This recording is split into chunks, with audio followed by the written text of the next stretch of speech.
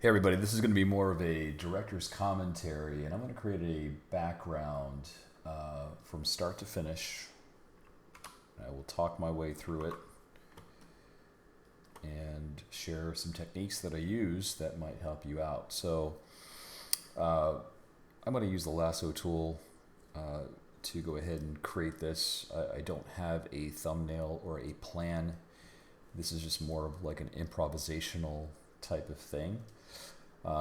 And what I typically do with my technique is if I'm creating a background, I'm thinking about composition, thinking about focal point, but I need to have some kind of a starting shape or something that is going to be of interest to look at. So, you know, I'm just going to start off by maybe creating like a horizon line of sorts.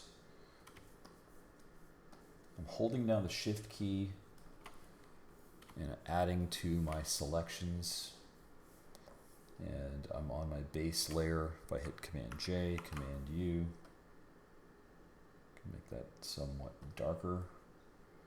And this lasso tool, this freeform lasso tool, can be great for developing silhouettes and just, you know, playing with different terrain in a way that is not going to be painstaking. You can actually work in a very expedient way and carve by subtracting or cutting out from your existing shapes.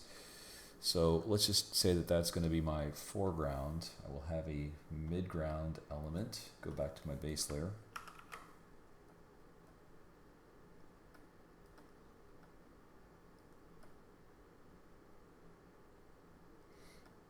I'm thinking about value, so light, medium, dark.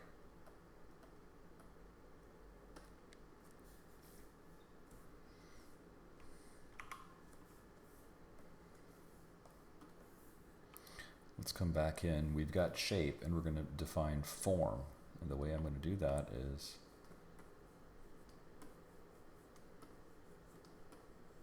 by thinking about the contour of the rocks.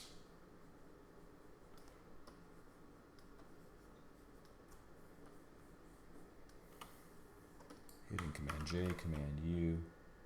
Now we have some structure to the rocks. And I can always come back in with my brush.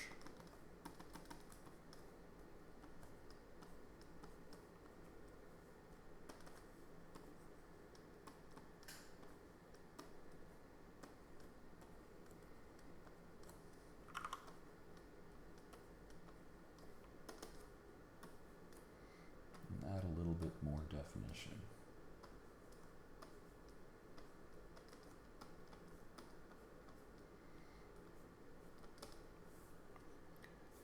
Okay, that's going to be my rocky terrain.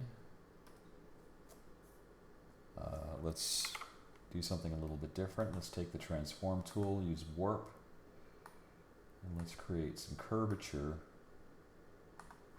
for the midground. I haven't decided quite yet if this is going to be water or if this is going to be something else.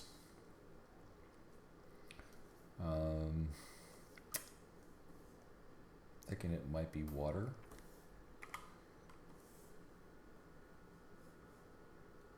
Let's create a shape that kind of is like a tall rock.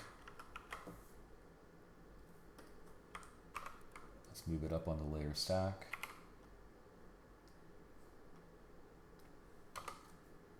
And this might be kind of like an island, so let's give it a little bit of a base.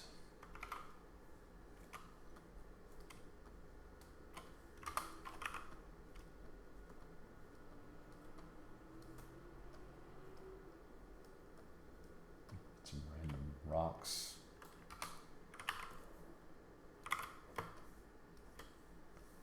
And let's create some striations on the rock itself.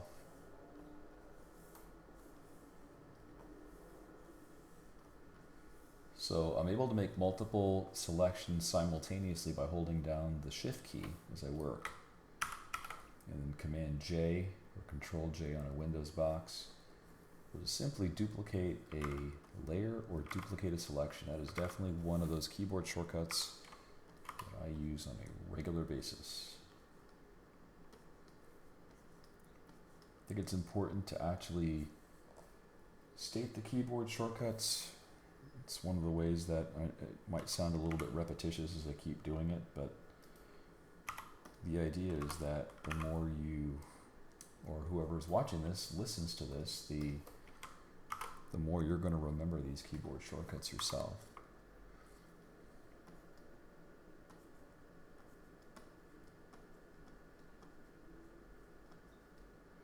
So I'm creating more form and contour.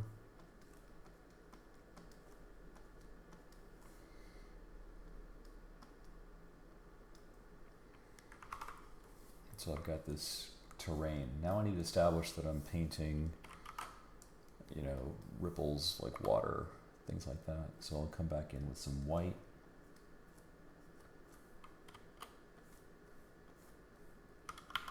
I have a video where I discuss how I paint water.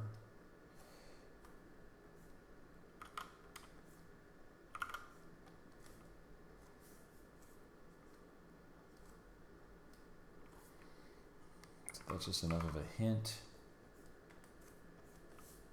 that we have some water going on here.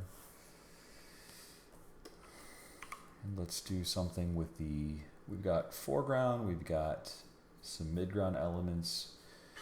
I'm just kind of feeling this out and seeing where it's going to take me. I don't have like a specific idea of what this will end up being yet.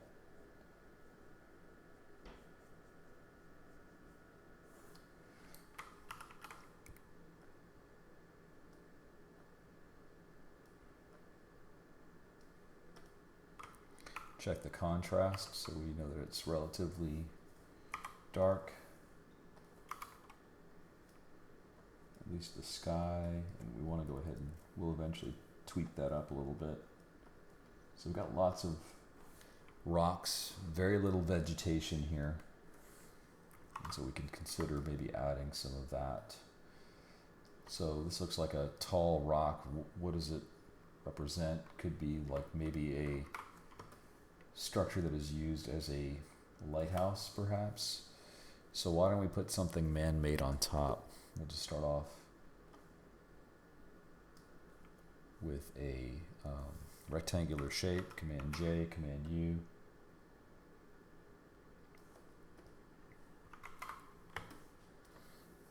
And now let's add something that's going to give it some curvature.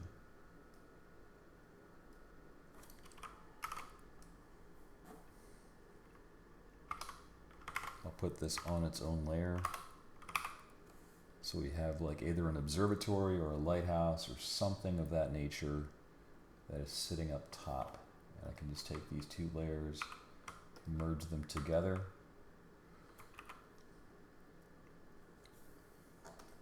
Let's create the dome for the lighthouse. So let's first of all kind of create a couple of stripes. So here I'm just taking my selection, my rectangular selection tools, holding in the shift key so I can make multiple rectangular selections. Command J, that takes those pieces from the lighthouse layer, puts them on their own layer, and I can now come back in and change that to a reddish value.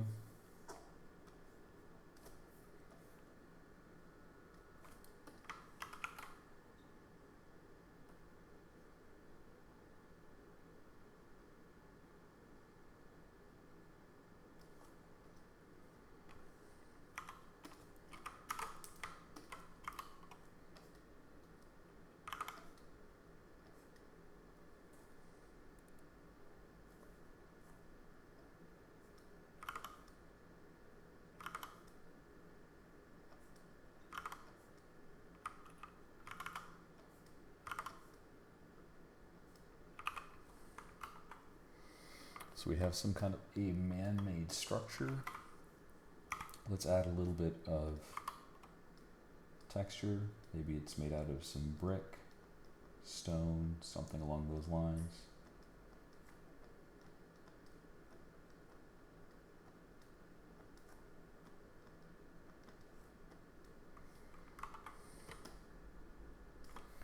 And maybe up here at the top, maybe there might just be a few additional rocks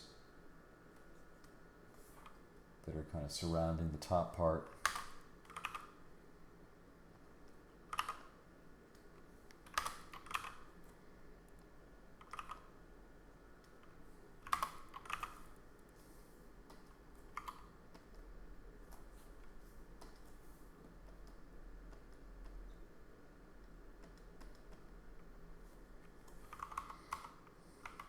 So now we have a clear focal point, right? It's like this lighthouse is kind of, even though there's no light on in the lighthouse, the structure, because it's the lightest element, if I look at it in grayscale, the eye immediately goes up to the lighthouse. Why? Because you have all these leading lines that are taking the viewer, for example, the water, the mountains in the background, these are all leading lines. When I say leading lines, if you can imagine the line that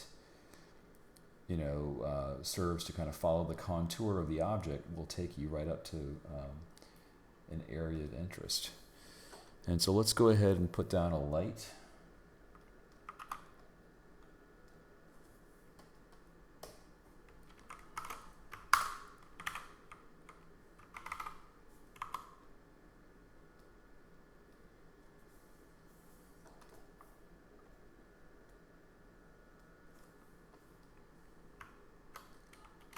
I like to put things on different layers so it's easier for me to manipulate them. So I have a small light set up. The inside of this might have some hint of some kind of mechanical doodads.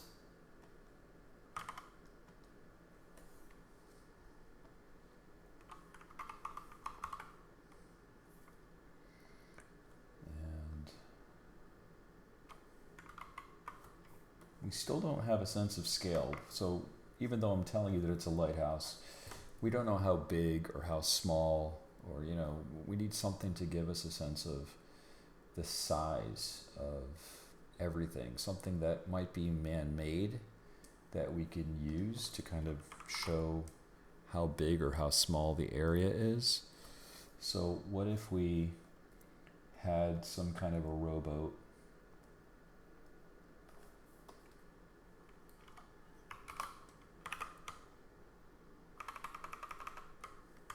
It might be kind of anchored off on the side.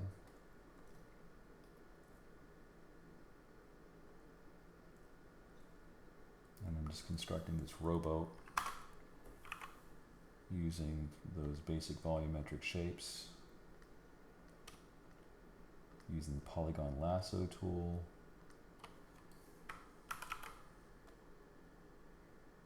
To darken the inside. That boat is still so stark and so white, so I will just dial down some of those values.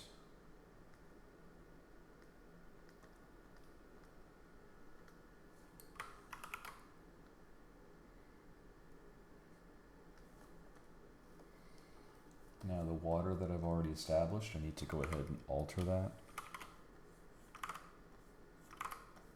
because I want the water to kind of ripple around the boat. And I also want to show some hint of the reflective qualities of the water. So what I'm going to do is, for the organic shapes, I'm going to just provide some hint of something that lays beneath the surface.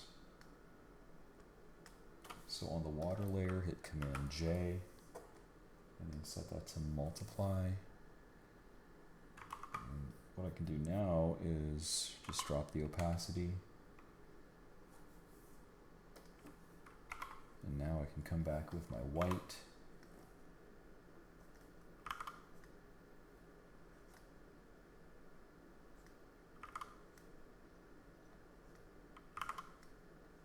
This kind of suggests like there's a little bit of movement in that water. And so the advantage of this boat that I have is I can use my selection tools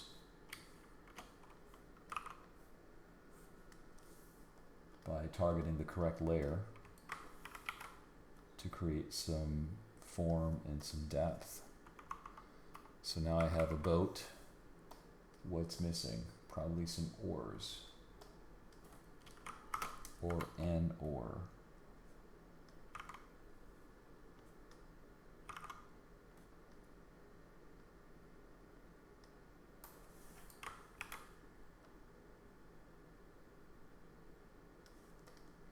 And how is that oar fastened? There's usually something that, you know, the oar hangs onto.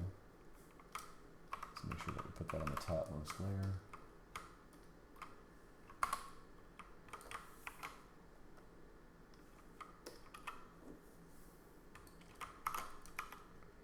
So we'll just add a small hook. And so we can see a hint of the oar. And so as I work in this particular methodology or technique, you can see that I'm accruing a ton of layers. That is a normal thing with this approach. And the boat is also creating a sense of scale and a leading line that is taking the viewer. So let's see if that oar is visible. Doesn't look like you can really see the oar, so I can push the contrast in that. Like if I convert this to grayscale, you can barely make out the oar because the tonal value of the oar is very similar to the values that are surrounding it. So let me just go ahead. I have an option of either making it dark or light. I'm going to make it dark. Just by pushing the contrast, I can just ensure that that is going to be more visible. So now I have this. Now how do you get up to the lighthouse? We have to think about this from a story standpoint. Well, maybe the inside, or there's a certain part of this structure, you know, maybe it might be a little bit more modern, so there might be a doorway and kind of like a hidden tunnel.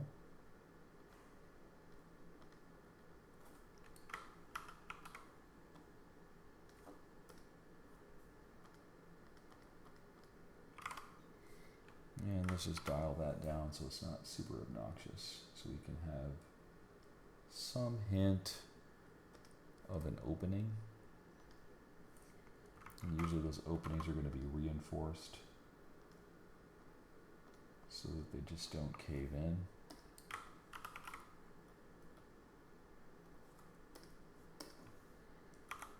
So even if you're kind of working in something that's more of like a fantasy construct, you still want to think about these things, you know, like how do people get in? Like, you know, form has to kind of follow function, right? So maybe here's a door, maybe the inside has an elevator that's somehow been bored into this area, right? And so we have a door, so the person rows up, they get in through the door, and they go all the way up to the lighthouse. All right, so we've got that. There's no vegetation here. There's no, you know, nothing to really speak of in terms of like greenery or shrubbery. And let's go ahead and kind of rectify that. Let's add a hint of some bushes and some shrubs. So I'm going to just work my freeform lasso tool. Go on the topmost layer, set that with some black, and I'll do the same thing on this side. Again, that also helps create some leading lines towards the lighthouse, and it kind of gives some separation between the rocks and the extreme foreground, which is going to be these bushes or, you know, forms of vegetation. So now we're automatically getting a sense of scale. We know that the boat, because of its size and the size of the door, that these items are at a greater distance than where we are currently located at. We couldn't have really made that assumption without putting something that was, to scale for the size of a human being. All right, so now that we have that, and we want to think about some kind of a narrative element too. I like to think about narrative when I'm working on stuff. So what if we had, some hint of some broken down vessels, like there might be a boat.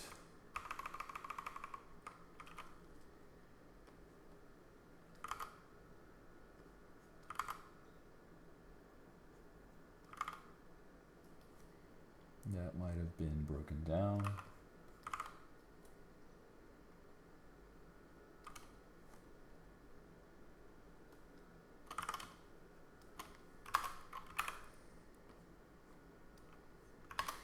Maybe that's the mast of the ship.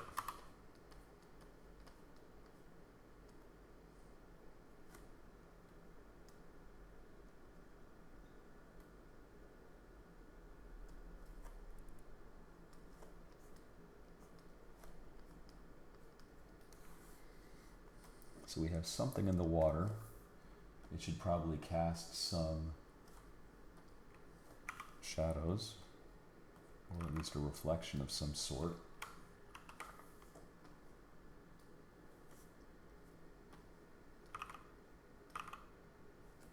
And actually these rocks might cast some reflection too.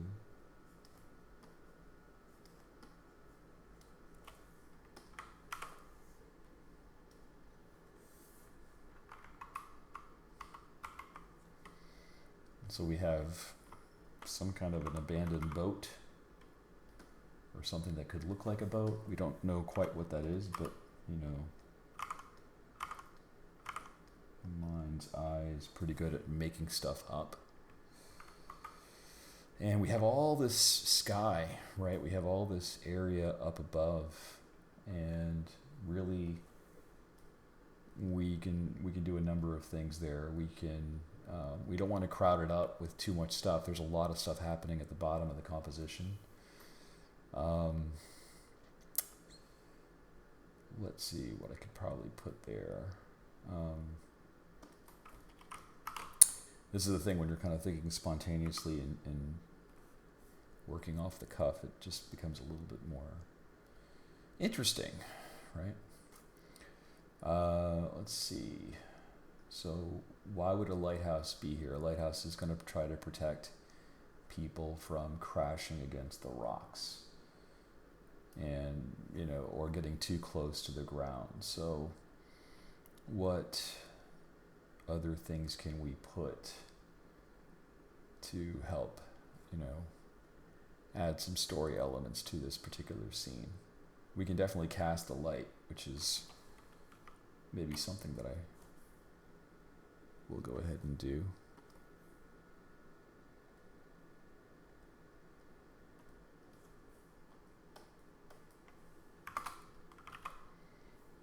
I'll set that to kind of a screen. And then we want to go ahead and chop off this edge because we want the light to appear like it's behind, right? So the way I can do that is I've got those mountains on a separate layer, or those foreground rocks, right? So go to the foreground rock layer, Command click on it, or Control click on it if it's a Windows box, and then go back up to your light layer. And with that selection active, I can hit Command X. And now it looks like the light is behind the rock. And so we haven't really considered, things like shadows or textures, and doing any of the fun decorative stuff that just kind of adds another level to it.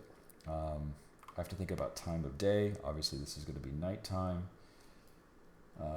So what I could do is go back to my base layer, and I can just test this out and say, okay, well, what if I change the value of that to make it darker, and maybe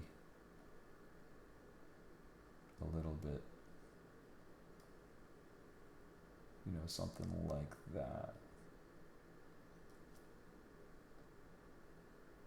And I can play with the color value of this just by adjusting the hue.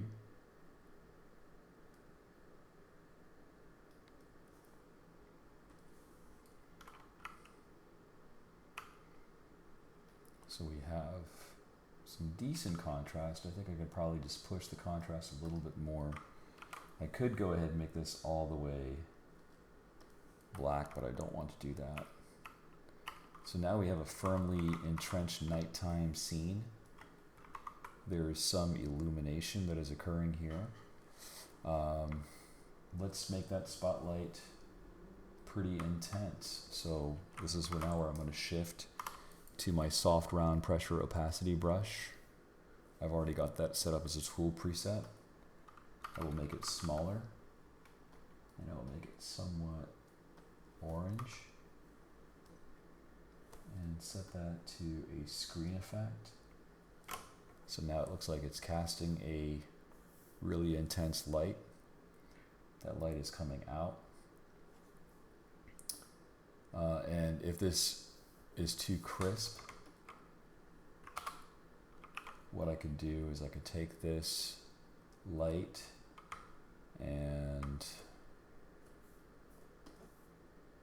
I'll just do this on a separate screen layer. And I want to make this a straight line, but I don't think I'm going to be able to do that diagonally. So here's my trick. I'm just going to create an intense strobe of light like this, and then hit Command T, and then move it into position.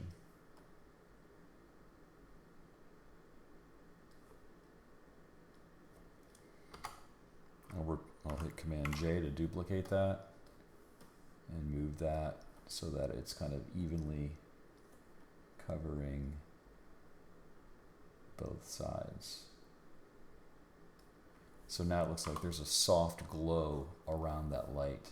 And then the areas that I don't care about, like I don't want the light to spill out behind the rocks, again, go back to the rock layer, Command click it, and then you can also save this selection. So since I might be doing this more than one time, I can go to Select, Save Selection, and then it'll give me a dialog box, and I can just say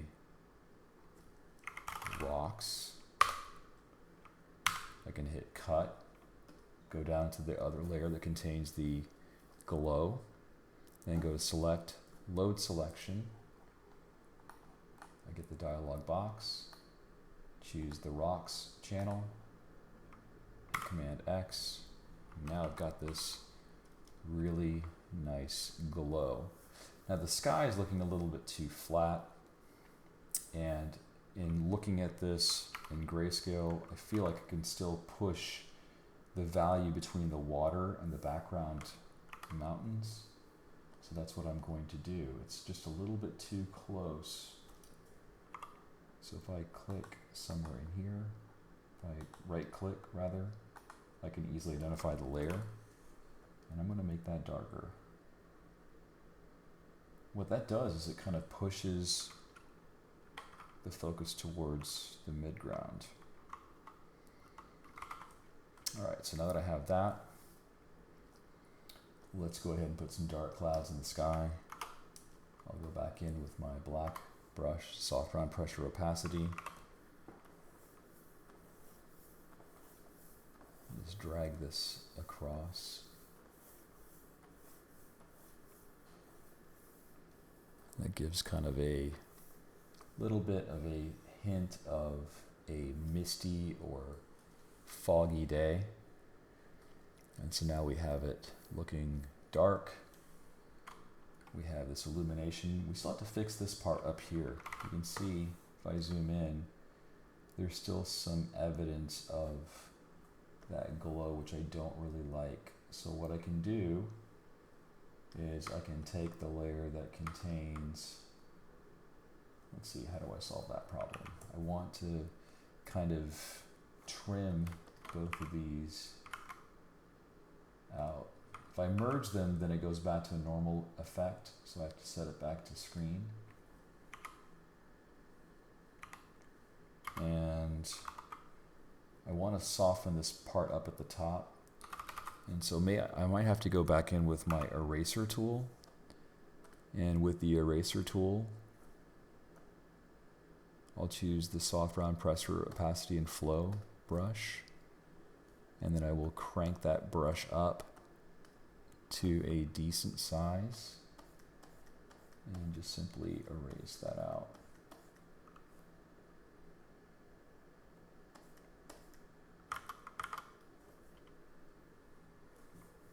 Oh, there's another glow, I think, down here, right? So that kind of blends a little bit better. So now it doesn't look so obvious. So something else I'm looking at here too, and I'm kind of doing this off the cuff so you can see how I think through this design. That's important. It's not just making a pretty picture, but it's how you think about it. The rocks that are in the foreground share a similar value to the tower that's in the midground. And I want to just create a little bit more separation between the foreground and the midground. So the way I'm going to do that, I've got a couple of ways I can do it. And I'll show you another method that I'm going to use right here. I'm going to select the rocks, make a new layer above the layer that contains the contours for the rocks. And I will pick kind of a dark blue, fill that in, and set that to multiply. And I'm going to dial this to where it's not as saturated. And what that does is that kind of, it pushes the viewer to the midground. Like this is what I had before. This is what I have now, where now the emphasis, it also makes the light that much more intense. Because before it wasn't as intense, you know, there's not as much contrast, but now there's a significantly greater amount of contrast that's there. So I have this set up, and I want to maybe go back in, I'll go back to my brush tool, and I'll add a little bit of a mist. So just going to come in with gray. I'm just going to vary the size so it doesn't look like it's just all the same size. Make the brush bigger using the bracket key. Make the brush smaller. And so this gives it a little bit of a haze.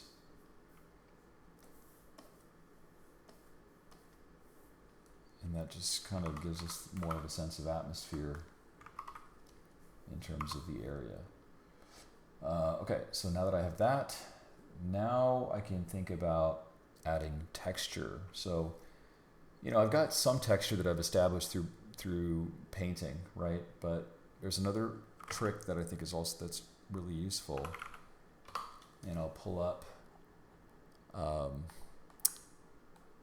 this on a separate screen here. So I have a huge collection of textures. I've got some textures that are just basically scans of ink blots, and this just adds some really nice random distressed elements to your painting or your illustration. But I want to go ahead and affect the texture by way of colors. So if I go to, I've got these different watercolor textures, and I downloaded these quite some time ago. I'm not sure exactly where you can pick them up now, but there's different sites like creativemarket.com and Design Cuts, and these places, they have artists that sell textures that you could use within your own work. So let's just look and see if there's something else. This might be cool. So I'm going to plop this guy in, and what I like about this texture is all the purples. And so let's just set that to a soft light area. Oh, that looks really cool. So I like that for the sky. I'm not super crazy about this big watermark that's happening. So I'm just going to rotate this around.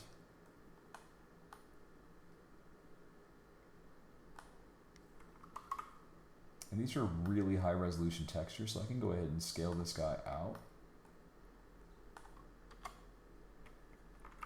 So I get rid of the watermark. And I get this haze, which looks pretty cool. You can see some of the grain, and it might be a little bit too pronounced. So I can just drop its opacity a little bit more. Now, it's good for the sky, but I'm not really digging it around the rocks. So what I can do now is I can take this texture effect, rasterize it, and then go back to the layer that contains my rocks, right? Select, load selection, rocks. It makes that selection, and I can cut that. And so what that does is it puts the texture within the sky and that kind of hazy atmosphere. And, you know, it doesn't look like those two things are going to really compete. Now, what I could do for the rocks is I can give them their own separate texture, which is what I will look at next. Maybe for the rocks,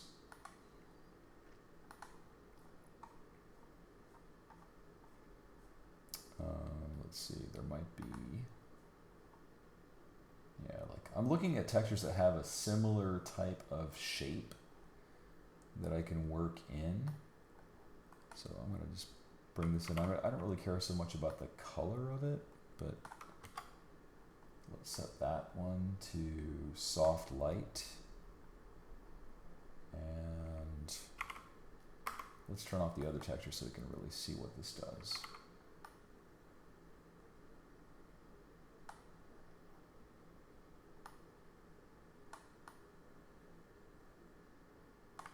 Okay, so again with this one I'm going to rasterize this layer, and I will load my rock selection.